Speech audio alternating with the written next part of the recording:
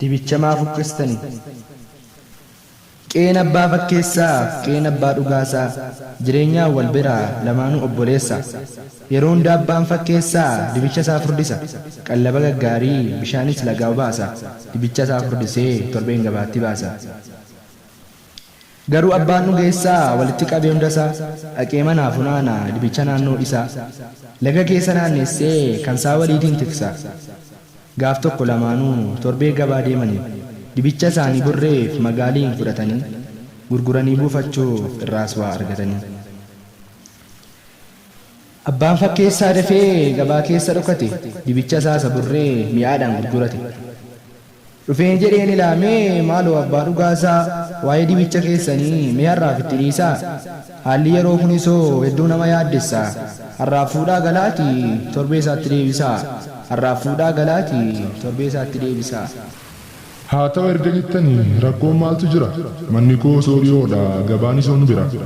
mee qottaa kaa hin galla burreen gurgurameera mee qottaa kaa hin galla burreen gurgurameera. torbee isaattis hin dhufe dibicha gurguruudha abbaan dhugaasaa gammadee waa irraa buufachuudhaaf gabaatti nagarsiifadha jechaa isaa deemu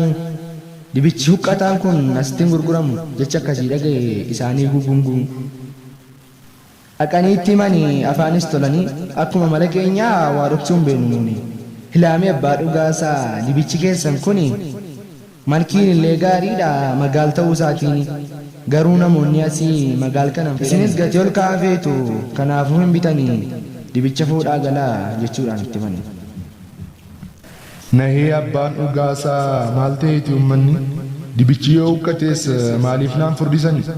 maaf gabaadhaan baasuu maaf na jajjabeessanii magaal koo maaf hari'uu maaliif hin qallabanii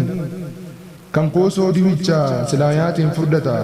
boxxosaa bareedaa isaa ta'ee gabaafis ni mul'ata maaliif gabaana baastuu maal taatanii uummataa maaliif gabaana baastuu maal taatanii uummataa. abbaan dhugaasaan galee haa ta'u gaamee tolee dibichi koo huqqataaf erga gabaan hin malle dibichuma burree sana jaallattu sinan mallee magaal koo qottuun gallaa jechaa mammaakaa gale magaal koo qottuun gallaa jechaa mammaakaa gale. warqeen quba abbaarraa warqee maalii fakkaatti saree yeroo kamiyyuu lafuma nyaattee dutti warqeen quba abbaarraa warqee maalii fakkaatti saree yeroo kamiyyuu lafuma nyaattee dutti. gabaadhaas baasanii ofii gabaatti hafanii onlaayinii taphatu ofii sossooromanii dibicha isa kan isaanii waamanii coccoomsanii abbaa dhugaasaa ammoo moggaatti achi dhiibanii hin jedhe abbaan dhugaasaa ahiyyaa gabaa nana keessanuma jabeeffadhaa alagaanis hin gana kophaatti na baastanii na ariitanis manaa amma onneen koo gubatte iyyummaa koo barana amma onneen koo gubatte iyyummaa koo barana. maal harroon jijjiirama ana obsee maneega abbaan fakkeessaa sin dhufa guyyaa tokko hin deega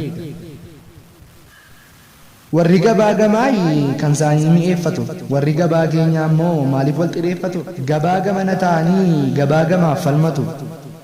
gabaa isaaniirra indaaqqoonuun dhaabbattu